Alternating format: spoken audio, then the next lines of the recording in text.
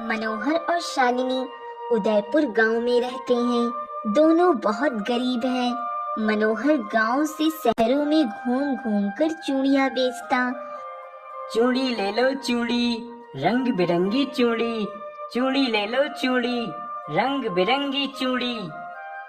मनोहर की रंग बिरंगी चूड़ियां देख औरतें मनोहर के पास चूड़ियां खरीदने आ जाती।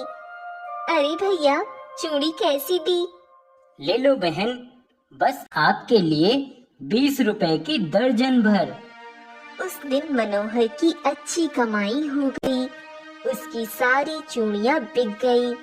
मनोहर घर आकर, ये लो शालिनी, आज की कमाई। अरे वाह, आज तो बहुत अच्छी कमाई हो गई।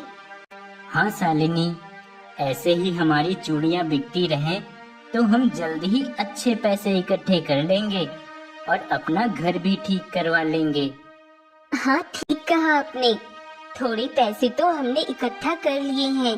थोड़े पैसे और इकट्ठा हो जाएं तो हम अपना घर ठीक करवा लें। आखिर हमारी मेहनत ही तो हमारी जिंदगी का सहारा है। एक दिन मनोहर चूड़ियां बेचने शहर की ओर जा रहा था। रोड पर चलते हुए वह देखता है एक छोटा लड़का अकेले रोड क्रॉस कर रहा है। तभी दूसरी ओर से एक गाड़ी तेजी से आ रही होती है। मनोहर जल्दी से उस लड़के को बचाने की कोशिश करता है और मनोहर उस लड़के को धक्का दे देता है और वह लड़का बच जाता है, पर मनोहर का एक्सीडेंट हो जाता है। वह बुरी तरह घायल हो जाता है, जिसके बाद हॉस्पिटल में मनोहर के इलाज के लिए शालिनी के काफी पैसे खर्च हो जाते हैं। डॉक्टर शालिनी से कहता है, ये अब ठीक है, पर 1 महीने तक काम नहीं करना होगा, सिर्फ आराम करना होगा, वरना पैर में दिक्कत हो जाएगी, फिर दोबारा इलाज करना मुश्किल हो सकता है।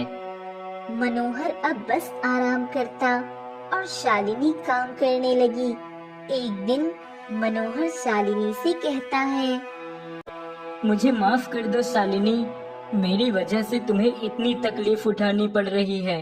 सारे पैसे भी तुमने मेरे इलाज में लगा दिए, हमारा घर ठीक करवाने का सपना भी टूट गया। ये सब मेरी वजह से। ये सब आप क्या सोच रहे हो? आप सही सलामत हैं, यही मेरे लिए बहुत है। बस कुछ ही दिनों की तो बात है, आप जल्द ही चलने फिरने लगोगे। पर शालिनी, घर में तो बिल्कुल भी पैसे नहीं बचे होंगे, तुम घर कैसे चला पाओगी?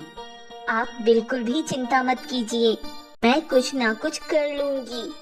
शालिनी, मैं सोच रहा हूँ जब तक मैं चल नहीं सकता, क्यों ना हम बड़े भैया से मदद मांग लें।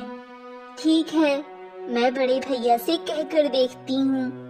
मनोहर के कहने पर शालिनी मनोहर के बड़े भाई ब्रजेश और उसकी पत्नी मालती के पास जाती है, पर वो दोनों शालिनी की मदद करने से साफ इनकार कर देते हैं। दुखी होकर शालिनी वहाँ से चली जाती है। मुझसे मदद मांगने आई थी, छोटा भाई है तो क्या हुआ, मैं क्यों उसकी मदद करूं?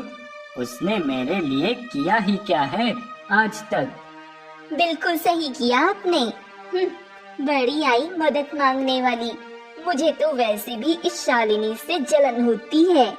कुछ दिन बाद मनोहर पूरी तरह ठीक हो जाता है और चलने फिरने लगता है। शालिनी, मैं अब पूरी तरह से ठीक हूँ, तो मैं सोच रहा हूँ कहीं काम ढूंढ लूँ, क्योंकि चूड़ियाँ बेचने के लिए तो अब पैसे हैं नहीं, तो काम ही ढूंढना पड़ेगा। ठीक होते ही मनोहर काम ढूंढने लगता है, पर उसे कहीं कोई काम नहीं मिलता। शालिनी, काम तो कहीं नहीं मिला। सोच रहा हूँ क्यों ना लकड़ियाँ काटकर ही कुछ पैसे कमा लूँ। ये कहकर मनोहर जंगल में लकड़ियाँ काटने आ जाता है। वही उसकी नजर एक बकरी पर पड़ती है, जो काफी घायल होती है। अरे, इस बकरी को तो बहुत चोट लगी है, किसकी होगी ये बकरी? यहाँ ऐसे घायल अकेले पड़ी है, यहाँ तो कोई दिखाई नहीं दे रहा। मनोहर उस बकरी को घर ले आता है। शालिनी, ये बकरी को बहुत चोट लगी है। जंगल में मुझे ये अकेले पड़ी मिली, इसीलिए इसे मैं घर ले आया। तुम इसे दवा लगा दो तो ये ठीक हो जाएगी।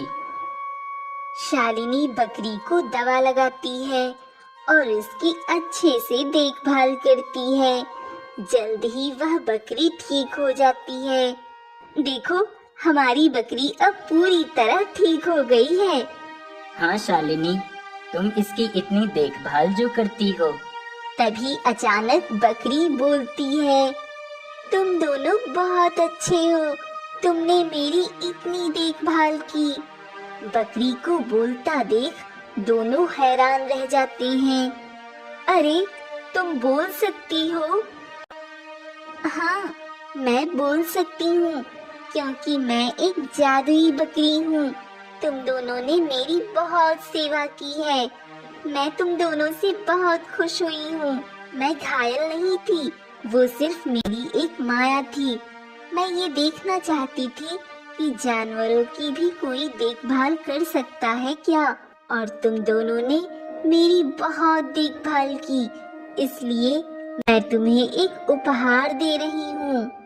जादुई बकरी उन्हें एक खजाने से भरी मटकी देती है। इतना सारा खजाना देख दोनों के होश उड़ जाते हैं। ये तुम्हारा इनाम है, अब तुम्हारी जिंदगी अच्छी हो जाएगी। जादुई बकरी, तुम्हारा बहुत बहुत धन्यवाद। हम तुम्हारी ऐसे ही और अच्छे से देखभाल करेंगे। नहीं मनोहर, अब मुझे जाना होगा। मुझे और लोगों की भी मदद करनी होगी। अब मैं चलती हूँ। तुम दोनों हमेशा खुश रहो। ये कहकर जादुई बकरी गायब हो जाती है और शालिनी और मनोहर की जिंदगी अच्छी हो जाती है।